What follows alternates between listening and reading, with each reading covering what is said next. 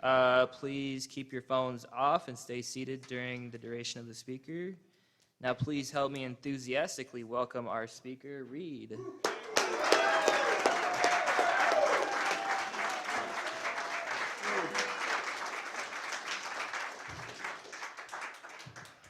Hello, everybody. My name is Reed, and I am an alcoholic. You ever have a bad day? Yeah, I had one of those today, so this ought to be interesting. So, let's see, from the beginning.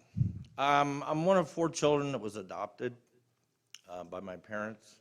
2 of us actually became alcoholics. My brother was one also. My 2 sisters are normies. I grew up in a pretty average childhood that at least I thought. There was nothing wrong with it or anything weird. Went to church, went to school, played athletics, got good grades up until about 7th grade. Something changed in 7th grade, and it was an issue. I still look back on it, and I don't know if it was, I really think it was how I reacted to a situation.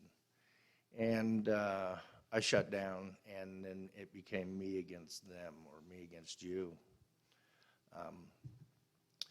Didn't really touch alcohol until I was in my teens.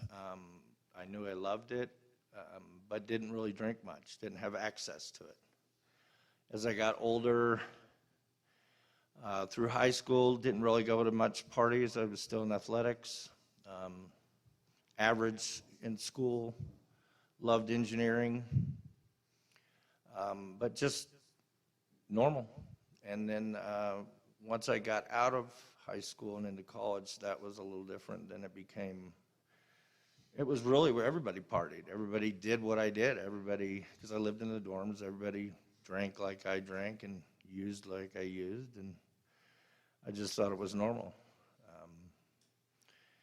And then I wanted to drink most of every time or any time I had a chance at it. I have a long drinking career, 30 years of it, and 10 years in those 30 years of trying to stay sober.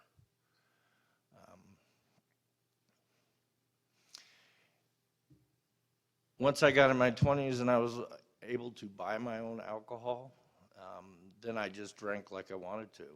And I found out that I drank way more than most people. And I just thought I was just better at it. I didn't, or they, wimps. But, and then until about 23 is when I started to get some trouble with it. I got in trouble with the law. Age 25, got my first DUI on the Grapevine, going on a cruise in a Lincoln Town car, trunk full of alcohol, $10,000 in the car, and we were, dressed like this, business people going, and got pulled over, and I really didn't think much of it. We were argumentative with the officers. It was California Highway Patrol, taken to a substation, and basically they beat us, or tried to beat us into confession.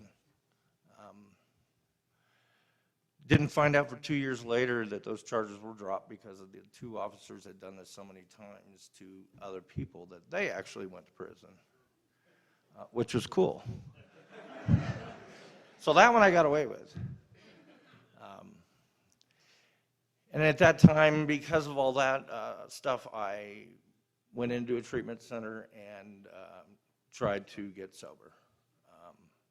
Back then, it was a little different than it is today. Smoke-filled rooms, cranky old men and women, and ashtrays everywhere, and you just served coffee and cleaned ashtrays in the beginning. But I really didn't get a message. I understood. I read some of the big book. I tried my best, but really never latched on to anybody to sponsor me.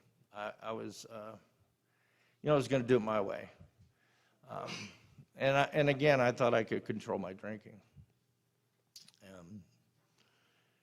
And so, again, went on with life, became a broadcast engineer, retired from that after doing 30 years of that.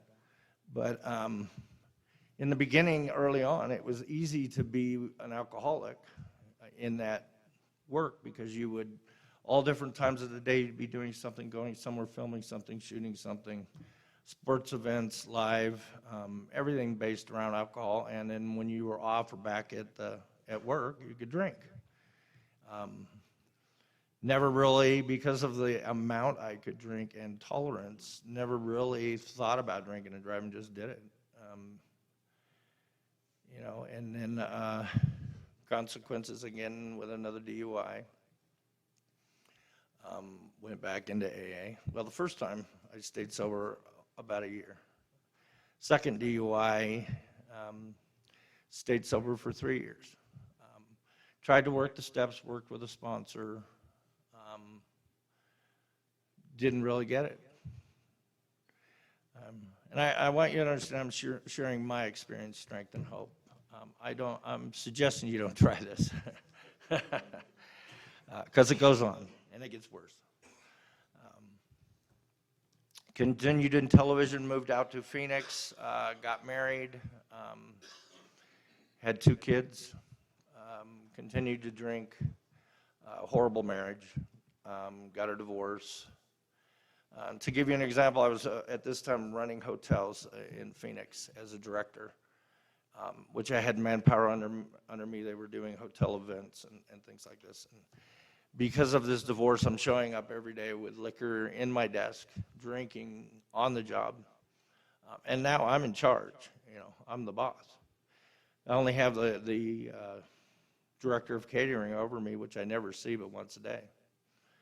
And eventually, the corporate people from the company I work for flew in and politely asked me to get myself together. Wasn't really let go, but wasn't really kept, if you understand that. Where's mine? I'm a little nervous, so. But cleaned my act up. After that, got sober again. Took a little bit, little persuasion. To give you an example of what kind of individual I am, I don't look like it today, but when I drank, I was a little pistol, a little fighter. Always causing troubles, always looking for a bar fight, always looking for trouble. I've been arrested over 16 times in my life, a lot. I've hit a cop. That wasn't a good idea. Not a good idea. But it was interesting. He was going to shoot my dog, so.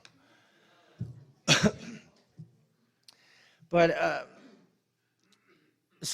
in the middle of this divorce, I'm drunk in the hotel. This is right after I get let go, and I can't go back home because my wife has kicked me out of the house, taking our life savings. And so I'm drinking in a Scottsdale hotel, and my wife proceeds to call the cops on me. So I wake up in the morning, I'm going to get another bottle, and I walk out the door, and these 2 guys in Army uniforms come running down the hallways, and I'm like, oh, there's something going on. I better go back in my room. And then 2 guys come across the way out of 2 doors, and they tackle me, and so she said that I was trying to kill myself. So I got to experience that and talk my way out of that one. But, I want you to understand, I love, to this day, alcohol. Truly do. It just is not my best friend. This last time, I got 7 years after that divorce of sobriety. And I was doing good for about 5.5 of them. I did a lot of H&I work. Went to hospitals, institutions, treatment centers, and talked to people about what this is like. And that really helped me. In the midst of it, lost a sponsor. In the midst of that, got another sponsor, but one I could manipulate. In other words, I just didn't show up. Slowly but surely just stopped going to meetings, stopped participating. I back into my will, my control. And then my family had called me because my brother needed to get into treatment up here in Prescott. And he flew in for, well, he sort of flew in. He had a one-way flight to Phoenix, but hit, can't even think of it now, Vegas first, and got lost for 5 hours, and then proceeded to land again. But he drank like I did, all through high school, all through life. He was able to control his better when he was married. He tended to not do that. But he was a mess, on pain medications from surgeries and alcohol, and he was at my house for little less than 24 hours, and in the midst of that died in my arms. Could not revive him. Very tragic for me, hard to call your parents at 2 in the morning and tell them that their son, who's supposed to be in treatment, is now dead from this disease. Paramedics couldn't do anything. It's taken a long time to talk about that because it was very traumatic for me. Because I was supposed to be the one saving him or helping him, and in the midst of that, killed him. At least that's how I felt for a while. Also, in my life, my ex-wife, who's taking care of my 2 children, and I found out about this. I knew she was taking pain medications and medications from doctors, but found out that CPS called my sister in California, who called my mom, who called me, to let me know that my kids are in protective custody and in homes, and that I should go get them. Paying child support all this time, live in the same town, always seeing my kids on the weekends and everything like this. And I went and rescued them. The weird part about it is my mother and father-in-law tried to adopt my kids in the process of this. So it got weird. And after my, I passed over it. After my brother's death, after the funeral, it took quite a bit of time, 2 months for all that to happen, and then 4 months later, I started drinking again. I controlled it, though. I mean, when I drank, I was out of control. I mean, I was a blackout drinker for 30 years. But I only drank 2 days a week. I worked 4 days. I drank heavy, a fifth a day at least, and then 1 day to puke and die and sweat and percolate and go back to work. And I did that for 10 years. So imagine what that's like. Now, on vacation, I just cut loose. I mean, I would drink for 4 or 5 days, nonstop, roll over to drink to pass out. So it wasn't much fun on vacation. But the reason I talk about this kind of stuff is, I mean, I want you to understand that this is 30 years of my life that I've spent doing this. I knew about it when I was 23, that there was a solution. I just thought I was smarter, faster, quicker, meaner, whatever, cuter, something. You know, I could control this. I had this under control. And then attempts at trying sobriety. And, you know, every time I thought about it, there was always this thing in the back of my head that, you know, like the last time, the 10 years before that, I'm just going to do this till I retire, and then I can just cut loose. I can drink again. No one will care, right? I got it paid for. It's done, right? But that doesn't work. I'm here to tell you, you newcomers, young, old, whatever you are, there is a solution. I have found it. I found it when I had the 7 years, but this time I locked onto it. The weird part about it, I was sitting on my couch, middle of the afternoon with half a fifth of whiskey, watching TV like I normally do on my days off drinking. And something changed. I've thought about it, pondered about it, thought back with work with my sponsor. I've gone over this and over this. And I think the real answer was that this just wasn't going to change. It wasn't going to get better. It wasn't going to get different. And at that point, I was cool with dying from this. I mean, I was really okay with an alcoholic death, whatever that was going to be. But something changed that day.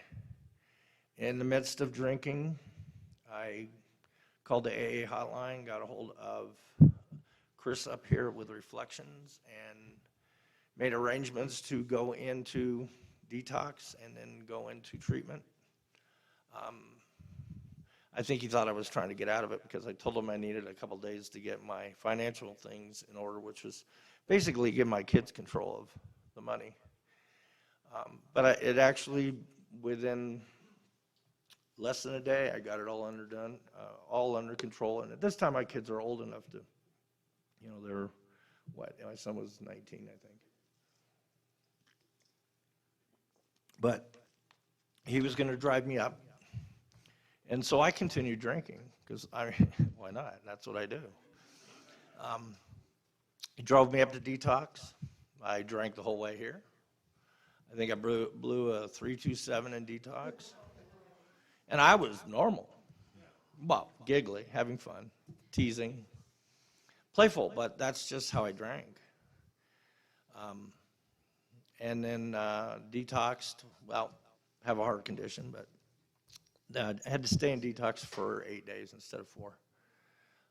Taken to the hospital twice because my heart wouldn't beat right, which I'm like, hey, I'm alive, I'm good. But it amazes me now when I look back, especially when I see young people in here, because if you can get this now, imagine what your life is going to be like. Now, I was a functional alcoholic, but I got in a lot of trouble a lot of times. I'm still, right now, in trouble. I owe the government some money, and I still have not received it, which is part of my recovery, which is pay my amends, which, well, I'll get there, but I can tell you this isn't an easy thing. I've tried this now. This is my 4th time. It is easy to give over something that I think that I can control, which is myself. I can control you. I'm a chameleon. I can manipulate you. I can do anything and everything I want to do. Just get out of my way. And that's really how I've spent most of my life. In careers, I just walked over people, took what I wanted to succeed, and I did it. But I've learned something in the last 3 years.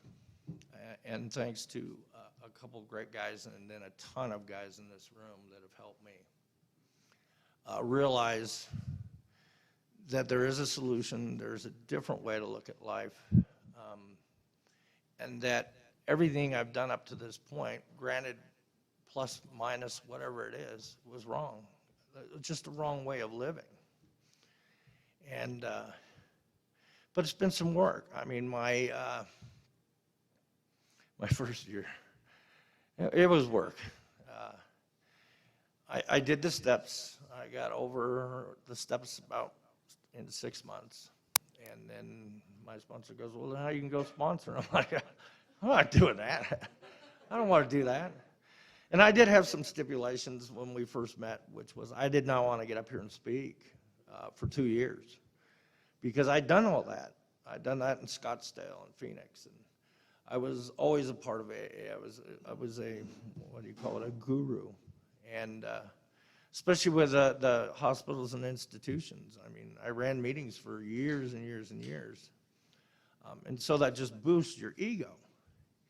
And I knew getting in here that that's the one thing I had to kill because it's huge. And so he said, okay, not a problem. It was a little hard sometimes when you go to meetings and they tell you, can you read? My sponsor says no. But so my first year, I had to grab on to a few things. I had a little problem in the beginning, 6 months to 9 months. I didn't feel comfortable in these rooms. I knew I needed to be here, but I didn't know how to make friends or thought you wanted to be my friend. And with a little bit of work from him, that just changed. It was a fear I had. It had nothing to do with any of you. And then from 9 months to a year, I read everything in the world you could find. I did book studies, I did everything, and about this higher power, figuring out this higher power. Got to label this thing, got to understand what it is. And I don't care. It's there. It's with me every day. I don't have to name it. I can use whatever I want as a higher power. I choose God, but I grew up also in the church, and what I've learned and read, that's where I go. But he's a different God than in the book, in the Bible. To me, I don't do this punishing thing. I've been punished enough.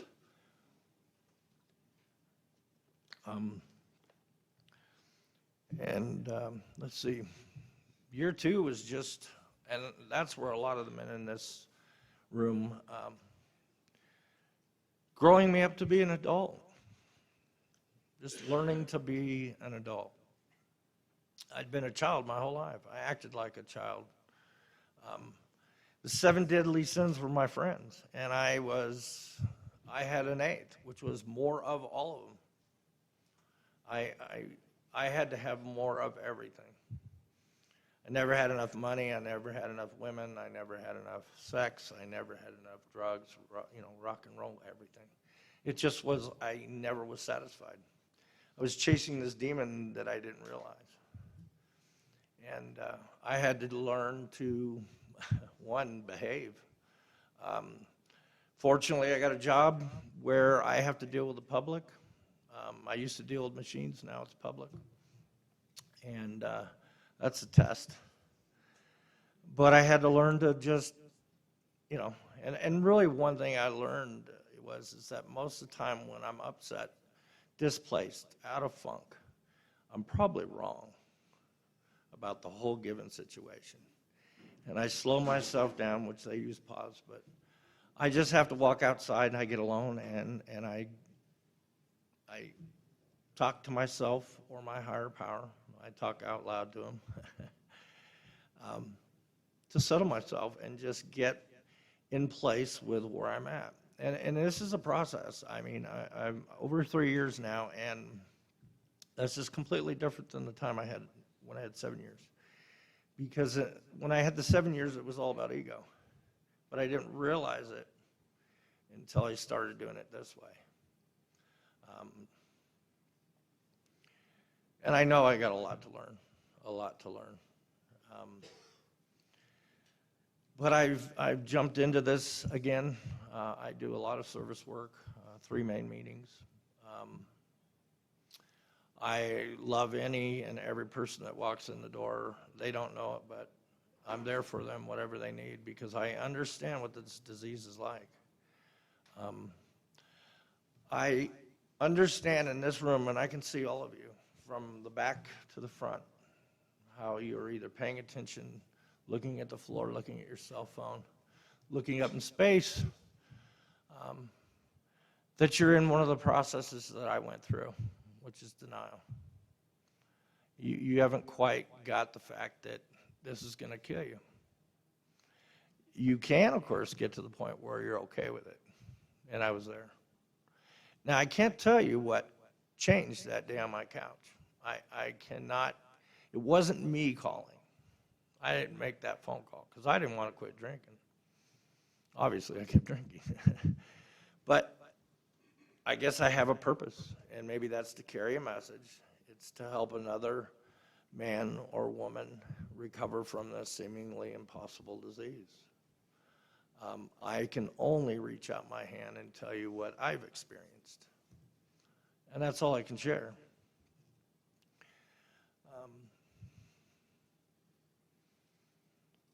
I never make it to the whole thing. I try. But I don't know. I sponsor a few people. I've sponsored a lot of people. A lot of them go back out. I get a lot of people that come up and get my phone number and never call. I get a lot of people that call me about 4 times and they never call. I get some guys that get into it. We get stuck on the 4th step. That's it. I get some guys past that, try to get them up to their amends, and then they move away, and I keep in touch as much as they'll keep in touch. But I can only share what I have and give what I can give. This truly is something that if you want, it is a miracle. What I've experienced is a blessing, more than I could imagine. And I used to love to drink, which is crazy. But I have a good life today. Like I said, when I got up here, you ever had a bad day? I've had a horrible day. And in my past, it would have been I blamed all of you.